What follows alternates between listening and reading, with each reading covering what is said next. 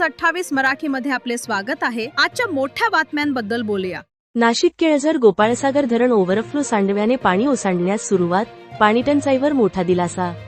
बागलाण नाशिक आज रोजी पहाटे सुमारे 5:30 ते 6 वाजेच्या दरम्यान बागलाण तालुक्यातील केळझर येथील गोपाळसागर धरण पूर्ण क्षमतेने भरून ओव्हरफ्लो झाले। धरणाच्या सांडव्याने ओसंडून जात आहे। धरणाच्या सांडव्याने पाणी ओसंडून जात असल्याने नदीपात्रातील पाण्याची पातळी वाढत आहे। त्यामुळे नदीकाठच्या सर्व गावांतील नागरिकांनी सतर्क राहावे, नदीपात्रात जाणे टाळावे, जनावरे नदीकाठी नेऊ नयेत, तसेच कोणतीही जीवितहानी होणार नाही याची काळजी घ्यावी, असे आवाहन करण्यात आले आहे।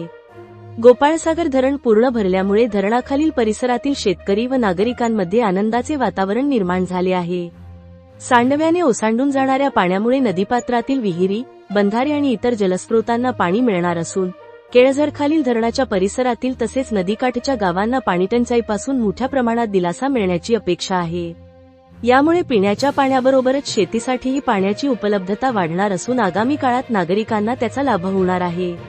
प्रशासनाने नागरिकांना अधिकृत सूचनांचे पालन करण्याचे, अफवांवर विश्वास न ठेवण्याचे आणि सुरक्षिततेच्या दृष्टीने आवश्यक ती खबरदारी घेण्याचे आवाहन केले आहे। इंडिया न्यूज 28 साठी नाशिक जिल्हा हेड लक्ष्मण चौरेची रिपोर्ट।